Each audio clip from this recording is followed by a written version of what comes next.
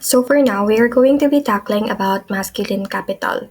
So Vasquez del Aguila 2014 defined masculine capital as a form of cultural capital that provides men with the necessary masculine skills and cultural competence to achieve legitimacy and social recognition as respected men.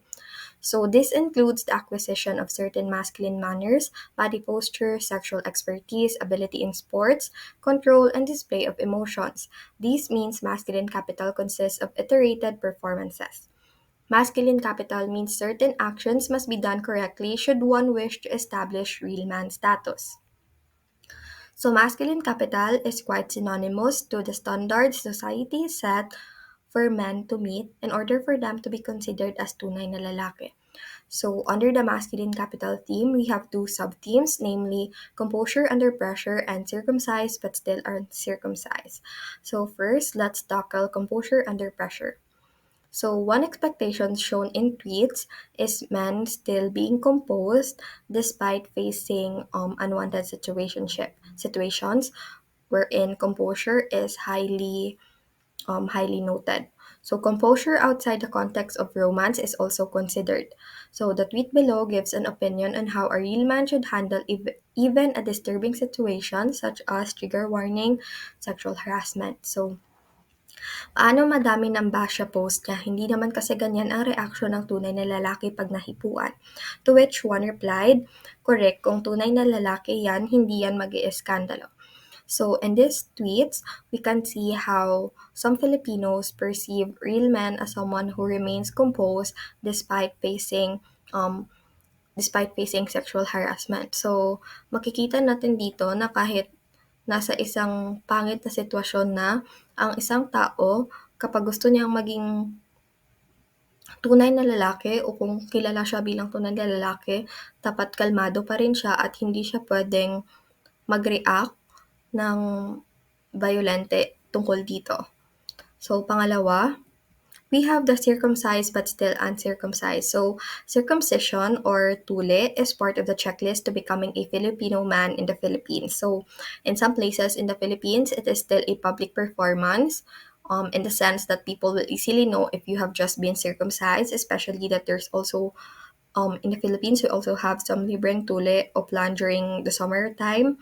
So boys usually have to wear skirts as the one from circumcision heals. So parents and relatives also discuss if and when a boy will be circumcised. So for women, it might be when they get their period, when they're considered as a real woman or a lady. But for men or for boys, it's when they get tule that they're considered as tunay na lalaki.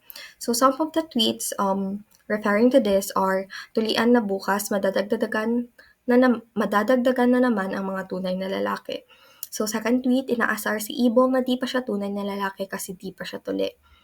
So however, by performing unmanly characters and gestures, a circumcised man o ang isang tuling lalaki will be socially referred as an inferior man. So this is understood better by looking at the use of the local term for uncircumcised or supot, which is also a derogatory term used to insult men who are perceived to be weak, effeminate, or who simply do not cut of a real man. So often the term supot is used to police one's masculinity. So usually kapag ang isang lalaki ay umaksyon na parang mas mahina kumpara sa ibang mas barakong lalaki o mas barakong individual, kasagaran siya ay nabibigyan ng pangalan o tinatawag na supot. So, this normal term or a normal term for uncircumcised, which is supot, has become a derogatory term now in the Philippines. So, one of the tweets na nagpapakita nito ay 1v1 matalo supot or tapos kanina chinat ako ng tropa ko sa Quezon kung pwede daw ba akong ligawan. Sabi ko tuloy sa kanya, supot ka pa boy.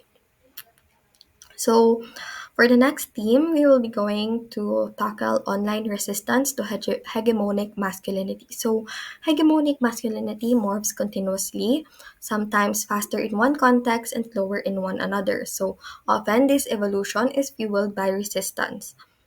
Under the online resistance to hegemonic masculinity theme, we have two types of resistance to tackle, which are resistance through jokes and sarcasm, and resistance through direct critique.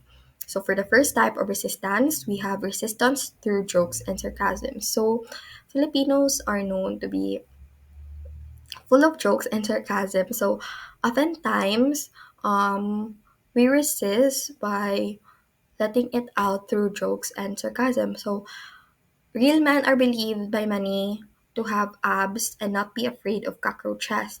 Hence, we've created this standard for men.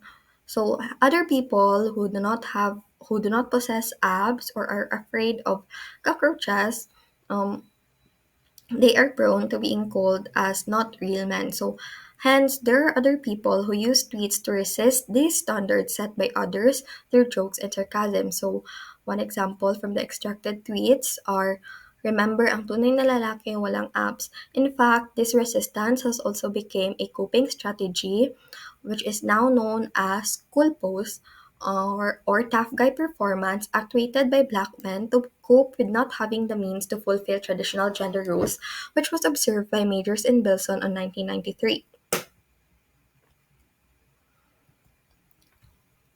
So, in contrast, instead of highlighting or exaggerating other hegemonic masculine attributes, these tweets mock the tough guy image, and in doing so, put forward an alternative of what a real man should be. So usually, we have this standard of real men that they should be strong and should not express any weak emotions or crying. But in these tweets, you can see that ang tunay na lalaki umiiyak or a real man cries, which we could assume that this is the basis of the title of the study. And then ang tunay na lalaki takot sa ipis. Now let us tackle the second type, which is resistance through direct critique. So some tweets are more direct.